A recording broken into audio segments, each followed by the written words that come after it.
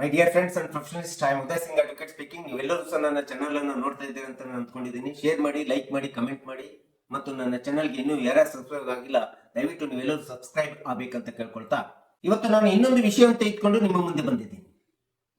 ಇವತ್ತಿನ ದಿನ ನಾನು ಆಯ್ಕೆ ಮಾಡ್ಕೊಂಡಿರ್ತಕ್ಕಂಥ ವಿಷಯ ಅಂತಂದ್ರೆ, ಹೆಂಡತಿಯಾದಂತವಳು ಗಂಡನ ಆಸ್ತಿ ಒಳಗಡೆ ಯಾವ ಯಾವ ಸಂದರ್ಭದಲ್ಲಿ ತನ್ನ ಪಾಲಿನ ಹಕ್ಕನ್ನ, ಆಸ್ತಿಯ ಹಕ್ಕನ್ನ ಪಡೆಯುತ್ತಾಳೆ. ಸೊ ಈ ವಿಷಯದ ಬಗ್ಗೆ ಕುರಿತು ಈ ವಿಡಿಯೋ ಮೂಲಕ ಒಂದಿಷ್ಟು ವಿವರಣೆಯನ್ನ, ವಿಶ್ಲೇಷಣೆಯನ್ನು ಕೊಡ್ಲಿಕ್ಕೆ ನಾನು ಇಷ್ಟಪಡ್ತಾ ಇದ್ದೇನೆ.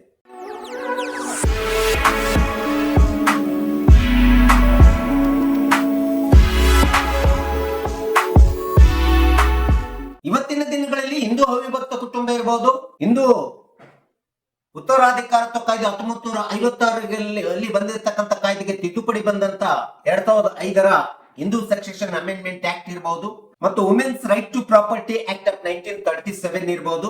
ಈ ಎಲ್ಲ ಕಾಯ್ದೆಗಳನ್ನ ನೋಡಿದಂತ ಸಂದರ್ಭದಲ್ಲಿ ಒಬ್ಬ ಹೆಣ್ಣು ಮಗಳಾಗಿ ಮತ್ತು ಒಬ್ಬ ಹೆಂಡತಿಯಾಗಿ ಗಂಡನ ಜೊತೆ ಒಳಗಡೆ ಯಾವ ಯಾವ ವಿಧದಲ್ಲಿ ತನ್ನ ಆಸ್ತಿಯ ಪಾಲನ್ನ ಪಡಿತಾಳೆ ಎಂಬತಕ್ಕಂಥದ್ದನ್ನ ನಾವು ಸಾಮಾನ್ಯವಾಗಿ ಈ ಒಂದು ವಿಡಿಯೋ ಮೂಲಕ ತಿಳ್ಕೊಳ್ಳಿಕ್ಕೆ ಪ್ರಯತ್ನ ಮಾಡೋಣ. ಸಹಜವಾಗಿ ಗಂಡನ ಆಸ್ತಿಯಲ್ಲಿ ಹೆಂಡತಿಯಾದಂತವಳಿಗೆ ಹಕ್ಕು ಇಲ್ಲ ಎಂಬತಕ್ಕಂಥದ್ದು ಸ್ಪಷ್ಟವಾಗಿ ಕಾನೂನು ಹೇಳ್ತದೆ.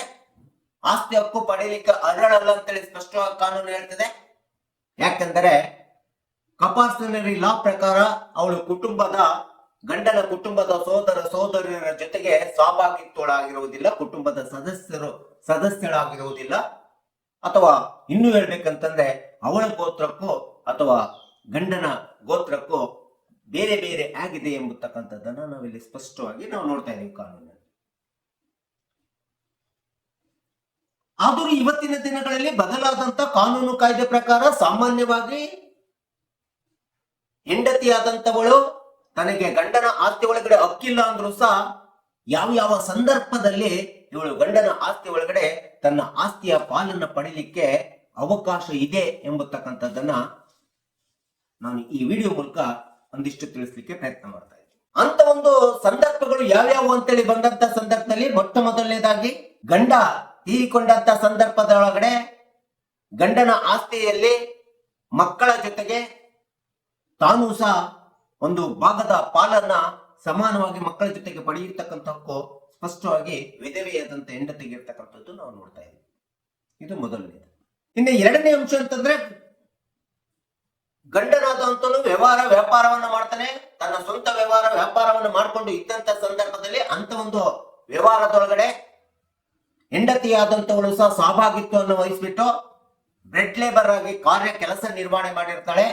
ಆ ರೀತಿ ಗಂಡ ಮಾಡಿದಂತ ವ್ಯಾಪಾರದಲ್ಲಿ ಗಂಡನೇನಾದ್ರೂ ಆಸ್ತಿಯನ್ನ ಗಳಿಸಿದ್ರೆ ಆ ಆಸ್ತಿ ಒಳಗಡೆ ಒಬ್ಬ ಸಹಭಾಗಿ ಕಾರ್ಮಿಕಳಾಗಿ ಕಾರ್ಯನಿರ್ವಹಿಸಿದಂತ ಕಾರಣದಿಂದ ಆ ಒಂದು ಗಂಡನ ಗಳಿಸಿದ ಸ್ವಂತ ಆಸ್ತಿ ಒಳಗಡೆ ಹೆಂಡತಿಗೆ ಹಕ್ಕು ಇರ್ತಕ್ಕಂಥದ್ದು, ಪಾಲು ಕೇಳುವಂತ ಹಕ್ಕು ಇರ್ತಕ್ಕಂಥದ್ದನ್ನ ನಾವಿಲ್ಲಿ ನೋಡ್ತಾ ಇದ್ದೀವಿ. ಇನ್ನು ಒಂದು ವೇಳೆ ಗಂಡನ ತಂದೆ ತಾಯಿ ಇರ್ಬೋದು, ಅಜ್ಜಿ ಇರ್ಬೋದು, ಅಥವಾ ತಂದೆ ತಾಯಿಗಳು ತೀರಿಕೊಂಡು ಹೋದಂತ ಸಂದರ್ಭದೊಳಗಡೆ, ಜೊತೆಗೆ ಒಂದು ವೇಳೆ ಗಂಡನು ಅಕಾಲಿಕವಾಗಿ ಮರಣ ಹೊಂದಿದಂತ ಸಂದರ್ಭದೊಳಗಡೆ ಮನೆ ಸೊಸೆಯಾಗಿ ಒಬ್ಬ ಹೆಂಡತಿಯಾಗ್ಬಿಟ್ಟು ಗಂಡನ ಆಸ್ತಿ ಒಳಗಡೆ ಮತ್ತು ಅತ್ತೆ ಮಾವಂದಿರು ಮಾಡಿರ್ತಕ್ಕಂಥ ಆಸ್ತಿ ಒಳಗಡೆ ಸಹ ತನ್ನದೇ ಆದಂತ ಆಸ್ತಿಯ ಪಾಲನ್ನ ಪಡೆದುಕೊಳ್ಳುವಂತ ಹಕ್ಕು ಒಬ್ಬ ಹೆಂಡತಿಯಾಗಿ ಸಹ ಇರ್ತದೆ. ಇದನ್ನು ನಾವು ಕಾಣಬಹುದಾಗಿದೆ. ಇನ್ನು ಗಂಡನಾದಂತವನು ಸರ್ಕಾರಿ ಉದ್ಯೋಗದಲ್ಲಿದ್ದು ತಾನು ಗಳಿಸಿರ್ತಕ್ಕಂಥ ಆಸ್ತಿ ಇರ್ಬೋದು, ಒಂದು ವೇಳೆ ಸರ್ಕಾರಿ ಉದ್ಯೋಗ ಸೇವೆ ಸಲ್ಲಿಸುವಂತ ಸಂದರ್ಭದಲ್ಲಿ ಅಕಾಲಿಕವಾಗಿ ಗಂಡ ಮರಣ ಹೊಂದಿದಂತ ಸಂದರ್ಭದಲ್ಲಿ ಗಂಡನ ಸರ್ಕಾರಿ ಉದ್ಯೋಗವನ್ನ ಕಾಂಪೆನ್ಸೇಷನ್ ಗ್ರೌಂಡ್ ಮೇಲೆ ಹೆಂಡತಿ ಪಡೆಯತಕ್ಕಂಥ ಹಕ್ಕಿದೆ, ಮತ್ತು ಅವನ ಪೆನ್ಷನ್ ಸಹ ಪಡೆಯತಕ್ಕಂಥ ಹಕ್ಕು ಹೆಂಡತಿಗೆ ಇರ್ತಕ್ಕಂಥದ್ದು ನಾವು ನೋಡ್ತಾ ಇದ್ದೀವಿ. ಇನ್ನು ಹೊಸದಾಗಿ ಬಂದಿರತಕ್ಕಂಥ ಕಾನೂನು ಕಾಯ್ದೆ ಪ್ರಕಾರ 2005 ನಂತರ ತಿದ್ದುಪಡಿಯಾಗಿರ್ತಕ್ಕಂಥ ಕಾಯ್ದೆ ಇರಬಹುದು, 2020 ಬಂದಿರತಕ್ಕಂಥ ವಿನೀತಾ ಶರ್ಮಾ ವರ್ಸಸ್ ರಾಕೇಶ್ ಶರ್ಮಾ ಎಂಬತಕ್ಕಂಥ ಲ್ಯಾಂಡ್ ಮಾರ್ಕ್ ಸುಪ್ರೀಂ ಕೋರ್ಟಿನ ಜಡ್ಜ್ಮೆಂಟಿನ ಪ್ರಕಾರ ಒಬ್ಬ ಹೆಂಡತಿ ಆಗ್ಬಿಟ್ಟು ಗಂಡನ ಮನೆಯಲ್ಲೂ ಸಹ ಆಸ್ತಿಯನ್ನ ಪಡ್ಕೊಳ್ತಾಳೆ, ಜೊತೆಗೆ ತವರು ಮನೆಯಲ್ಲೂ ಸಹ ತನ್ನ ಆಸ್ತಿಯ ಪಾಲನ್ನು ಪಡೆದುಕೊಳ್ಳತಕ್ಕಂಥದ್ದು, ಎರಡೂ ಮನೆತನದಲ್ಲೂ ತನ್ನ ಆಸ್ತಿಯ ಪಾಲಿನ ಹಕ್ಕನ್ನು ಪಡೆಯತಕ್ಕಂಥದ್ದು ಒಬ್ಬ ಹೆಂಡತಿಗೆ ಇರ್ತಕ್ಕಂಥದ್ದನ್ನ ನಾವಿಲ್ಲಿ, ಅಥವಾ ಒಬ್ಬ ಹೆಣ್ಣು ಮಗಳಿಗೆ ಒಬ್ಬ ಹೆಂಡತಿಗೆ ಇರ್ತಕ್ಕಂಥದ್ದು ನಾವಿಲ್ಲಿ ಸ್ಪಷ್ಟವಾಗಿ ನೋಡ್ತಾ ಇದ್ದೀವಿ. ಇನ್ನು ತಂದೆ ತಾಯಿಗಳು ತಾವು ಗಳಿಸಿದಂತ ಸೆಲ್ಫ್ ಅಕೌಂಟ್ ಪ್ರಾಪರ್ಟಿ ಒಳಗಡೆ, ಸ್ವಂತ ಸ್ವಯಾರ್ಜಿತ ಆಸ್ತಿ ಒಳಗಡೆ ಮಗಳಿಗೆ ಅಂತ ಹೇಳ್ಬಿಟ್ಟು ಒಂದಿಷ್ಟು ಆಸ್ತಿಯನ್ನು, ಮನೆಯನ್ನು, ಹಣವನ್ನು, ಬಂಗಾರವನ್ನ ವಿಲ್ ಡೀಡ್ ಅಥವಾ ಗಿಫ್ಟ್ ಡೀಡ್ ಮೂಲಕ ವರ್ಗಾವಣೆ ಮಾಡಿದಂತ ಸಂದರ್ಭದಲ್ಲಿ ಆ ಒಂದು ಆಸ್ತಿಯನ್ನು ಅನುಭವಿಸುವಂತ ಪ್ರತ್ಯೇಕದ ಆಸ್ತಿ ಅಂತೇಳಿ ಅನುಭವಿಸುವಂತ ಹಕ್ಕು ಹೆಂಡತಿಯಾಗಿ ಹೋಗಿರ್ತಕ್ಕಂಥ ಒಳಗಿರ್ತದೆ ಹೊರತು ಅವಳ ಗಂಡನಿಗೆ ಅದರ ಮೇಲೆ ಯಾವುದೇ ಹಕ್ಕು ಇಲ್ಲದೆ ಇರ್ತಕ್ಕಂಥದ್ದು ನಾವು ನೋಡ್ತೀವಿ. ಈ ರೀತಿಯಾದಂತ ಅಳಿಯ ಅನುಭವಿಸ್ಲಿಕ್ಕಿಂತ ಹೆಚ್ಚಾಗಿ ಅವನ ಹೆಂಡತಿಗೆ ಈ ಹಕ್ಕು ಇದೆ ಎಂಬತಕ್ಕಂಥದ್ದು ಕಾನೂನಿನಲ್ಲಿ ನಾವು ನೋಡ್ತಾ ಇದ್ದೀವಿ, ಯಾವುದೇ ವಿಲ್ ಡೀಡ್ ಅಥವಾ ಗಿಫ್ಟ್ ಡೀಡ್ ಮಾಡಿಕೊಟ್ಟಂತ ಸಂದರ್ಭದಲ್ಲಿ ತಂದೆ ತಾಯಿಗಳು. ಇನ್ನು ಒಂದು ವೇಳೆ ಹೆಂಡತಿಯಾಗಿ ಬಂದಂತ ಮನೆತನದೊಳಗಡೆ ಮಗ ಒಬ್ಬನೇ ಇದ್ದಾನೆ, ಯಾವುದೇ ಹೆಣ್ಣು ಮಕ್ಕಳಿಲ್ಲ, ತನ್ನ ಗಂಡನ ತಂದೆ ತಾಯಿಗೆ ನನ್ನ ಗಂಡ ಒಬ್ಬನೇ ಮಗ ಅಂತೇಳಿ ಕಂಡು ಬಂದಂತ ಸಂದರ್ಭದಲ್ಲಿ, ಒಂದು ವೇಳೆ ಮಗನು ಅಕಾಲಿಕ ಮರಣ ಹೊಂದಿದ್ದಾನೆ ಅಂತೇಳಿ ಬಂದಂತ ಸಂದರ್ಭದೊಳಗಡೆ, ಅಥವಾ ಗಂಡ ಅಕಾಲಿಕ ಮರಣ ಹೊಂದಿದ್ದಾನೆ ಎಂಬತಕ್ಕಂಥ ಸಂದರ್ಭದೊಳಗಡೆ ತನ್ನ ಗಂಡನಿಗೆ ಬಂದಂತ ಸಂಪೂರ್ಣ ಆಸ್ತಿಯ ಪಾಲಿಗೆ ಮೊಟ್ಟ ಮೊದಲನೇ ವಾರಸುದಾರಳಾಗಿ ಹೆಂಡತಿಯೇ ಇರ್ತಾಳೆ ಎಂಬತಕ್ಕಂಥದ್ದನ್ನ ನಾವಿಲ್ಲಿ ಕಾಣ್ತಾ ಇದ್ದೀವಿ. ಇನ್ನೊಂದು ಅಂಶ ಅಂತಂದ್ರೆ, ಒಬ್ಬ ಗಂಡನಿಗೆ ಹೆಂಡತಿ ಆಗ್ಬಿಟ್ಟು ತಾನು ಸರ್ಕಾರಿ ಉದ್ಯೋಗ ಮಾಡ್ತಿರ್ಬೋದು ಅಥವಾ ಸ್ವಂತ ವ್ಯಾಪಾರವನ್ನು ಮಾಡಿರ್ಬೋದು, ಅಂತ ಒಂದು ಸ್ವಂತ ವ್ಯವಹಾರವನ್ನ ಮಾಡಿದಂತ ಯಾವುದೇ ಒಂದು ಆಸ್ತಿ, ಅದು ಇಮೂವೇಬಲ್ ಪ್ರಾಪರ್ಟಿ ಇರ್ಬೋದು, ಮೂವೇಬಲ್ ಪ್ರಾಪರ್ಟಿ ಇರ್ಬೋದು, ಆ ರೀತಿ ಸ್ವಂತ ಗಳಿಸಿದಂತ ಉದ್ಯೋಗದಿಂದ ಗಳಿಸಿದಂತ ವ್ಯಾಪಾರದಿಂದ ಗಳಿಸಿದಂತ ಆಸ್ತಿಗೆ ಆ ಹೆಣ್ಣು ಮಗಳೇ ಅಥವಾ ಹೆಂಡತಿನೇ ಸಂಪೂರ್ಣ ಹಕ್ಕುದಾರಳಾಗ್ತಾರೆ, ಪಾಲಿಗೆ ಹಕ್ಕುದಾರಳಾಗ್ತಾರೆ. ಅದ್ರ ಮೇಲೆ ಗಂಡನ ಹಕ್ಕು ಏನೂ ಇರುವುದಿಲ್ಲ. ಇನ್ನು IPC ಸೆಕ್ಷನ್ 498A ಅಡಿ ಒಳಗಡೆ ಒಂದು ವೇಳೆ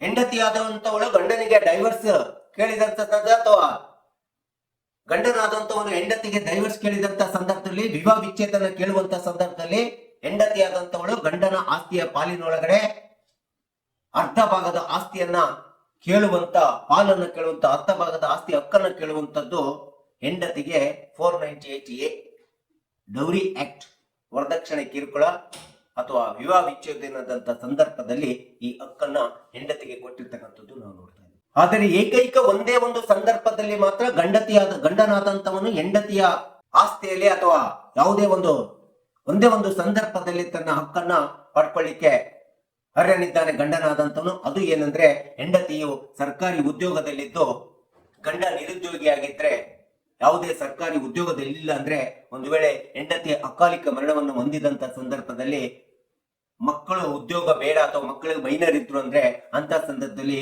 ಆ ಉದ್ಯೋಗವನ್ನ ನಿರುದ್ಯೋಗಿಯಾಗಿರ್ತಕ್ಕಂಥ ಗಂಡ ಮಾತ್ರ ಅನುಭವಿಸ್ಲಿಕ್ಕೆ ಹಕ್ಕು ಇರ್ತದೆ. ಇನ್ನು ಯಾವುದೇ ವಿಧವಾದಂತ ಹಕ್ಕು ಗಂಡನಿಗೆ ಹೆಂಡತಿಯ ಆಸ್ತಿಯಲ್ಲಿ ಇರೋದಿಲ್ಲ. ಆದ್ರೆ ಗಂಡನ ಈ